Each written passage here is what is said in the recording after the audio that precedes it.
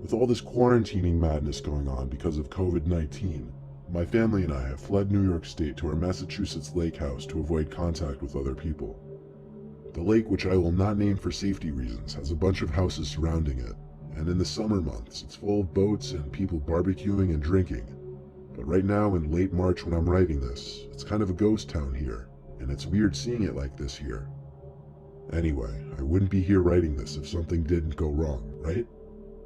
My younger brothers, we'll call Steve and Glenn, were out on the deck overlooking the lake with me.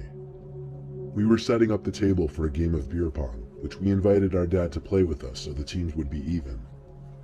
The sky had reached that point after sunset where most of the sky was dark, but there was still that hint of orange on the horizon.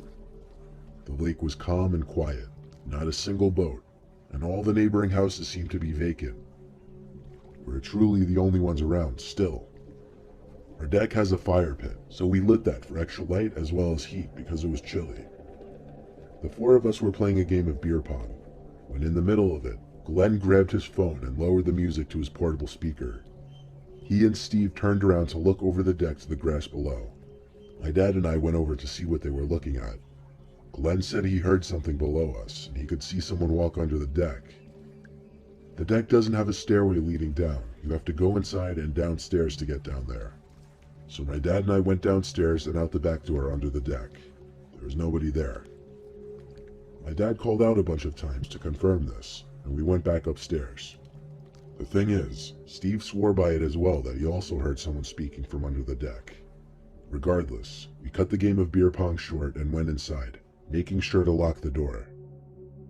My mom and dad were up in their loft bedroom, while I was in the living room playing PlayStation. That's when it started.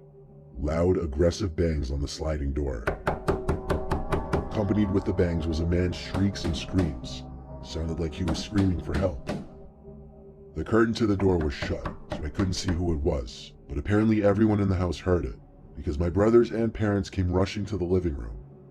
My dad yanked the curtain open to find himself face to face with some red-in-the-face man banging his fist on the glass, begging to be let in. He was claiming he was hurt and needed help. My dad asked, "Where are you hurt?" He didn't answer that though. He just kept repeating, "Let me in, I'm hurt." My dad then yelled to get out of here before we'd call the cops. He yanked the blinds shut and told us all to shut and lock our windows if they were open. We all stayed in the living room together for a couple hours, just to be safe. We had a movie on in the background as we talked, but eventually, with no other uninvited visitors outside, we all split off into our respective rooms for the night. I was browsing YouTube videos in my bed when it happened. The crash of shattering glass so loud it made me jump out of my bed. My heart instantly started racing. I didn't know if I was the only one who heard it because I didn't hear my parents or brothers running out of their rooms. I picked up the phone and called my dad's cell. He picked up and whispered he heard it too, and to stay in my room and lock the door. I reminded him my door didn't have a lock.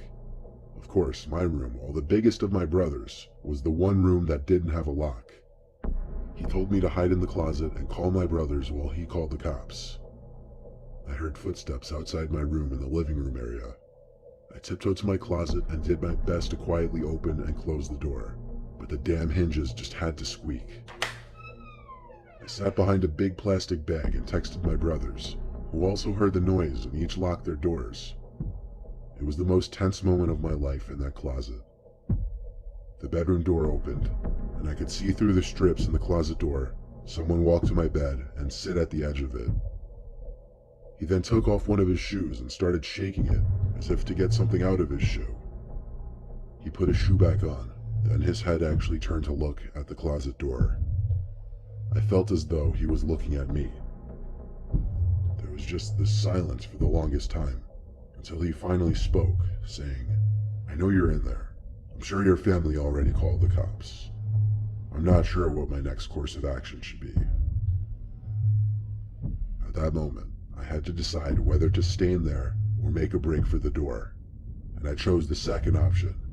I burst through the closet door screaming as some kind of adrenaline boost. I made it to the door, expecting him to lunge for me and grab me, but he didn't. I ran up to my parents' loft and banged on the door. My dad opened it and let me in. I waited with them until the cops entered through the freshly broken back door. Then we left the room to meet them. The man who was sitting on my bed was no longer in the house. We checked every closet, under every bed, every little crevice of the house. The cops recommended we tape a bunch of garbage bags over the door and shut the curtain, and also that we stay awake for the night. My dad stayed in the living room the whole night, and first thing in the morning he ran to Home Depot to buy a glass pane to fix the door. We're still actively quarantining in this house a week later. I'll send updates if the man returns.